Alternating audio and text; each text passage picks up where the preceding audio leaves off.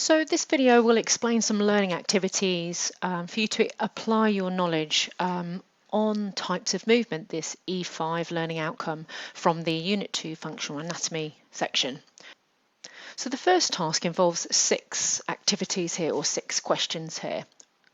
What you need to do for task 1 is name 3 joints of the body that flexion and extension can occur at. So by a joint of the body, what I mean is something like the knee, the shoulder, the elbow.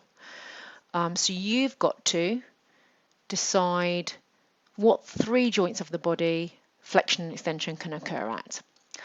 Second task requires you to state 2 types of joint, and that's a bit different from the first one. Types of joint are things like the gliding joint, or a ball and socket joint, or a hinge joint.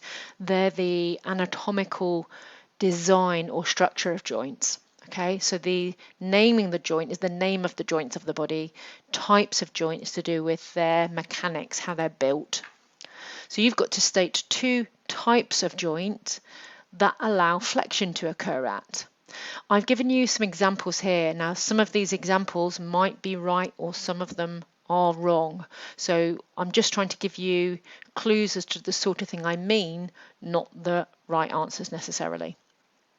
Number 3 then is name which joint has special names or special terms to describe flexion and extension, and what are the 2 actual terms. And I've given you a massive clue in brackets there as to which joint this might be.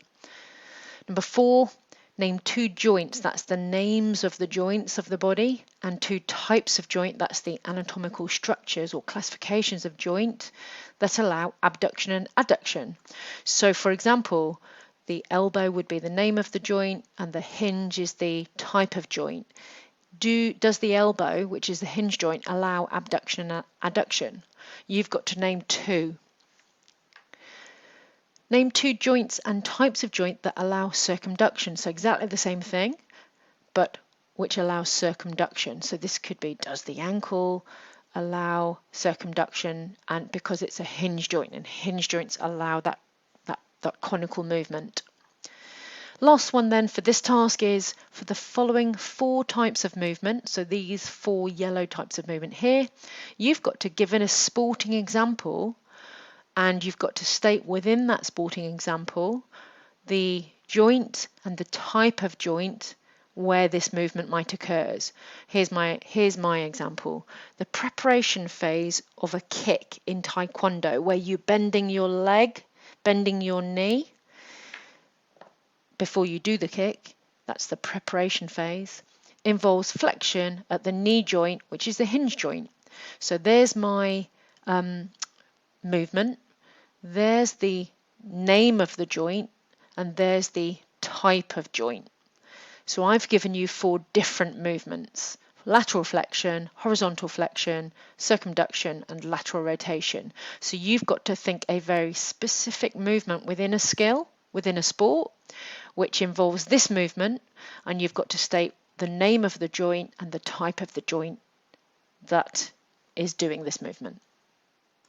The next task I'd like you to do to apply your knowledge on these types of movement is about using images and analysing the images to show or describe a movement within them. So for example, I've picked this person here doing a volley or a set in volleyball. And my sentence example down here is, to set the ball in volleyball, there is pronation, that's my type of movement. At the radial ulnar joint, that's where pronation happens, to enable the player to spread their fingers behind the ball to push it upwards into the air. So I've given a sport-specific example using one of the terms and stating the joint that this movement occurs at. You've got to find 2 of your own images. One of the images will be you showing where supination is occurring, and the second image will be you showing where pronation occurs. You can't use my example, of course. Make sure you specify which you mean for each example. Okay. The next task for you to do to apply your knowledge requires you to look at football or badminton, and you've got to think of skills or specific elements of skills, parts of skills within those sports that you can describe these 4 terms of movement or types of movement in. So is there something within badminton which involves inversion or horizontal extension or dorsiflexion or plantar flexion? So you've got to, for each of those 4 terms, describe a specific skill or specific part of a skill within either badminton or football. I don't mind if you mix them up or you stick to just one of those sports, but you've got to describe movement. The last task then for you to apply your knowledge of types of movement is for you to, for each of these 4 images, to determine what joint movement is occurring. Now I'm directing you to look at shoulders, scapulae or the shoulder blades, and the shoulder girdle. So they're all sort of shoulder back related movements. So the volleyball dig, what is going on at the shoulders there? Which movement describes that position for the dig? The barbell, what's this shoulder or scapulae position called, movement called? The rowing machine, they're doing the pull phase, the backward action of the shoulders and the scapulae. What's that called? What joint movement is that? And the volleyball block, so these blue players here are all doing the same movement there to execute that block. The shoulders are moving to do that. What is that joint movement? So have a look at those 4 images and describe what joint movement is occurring.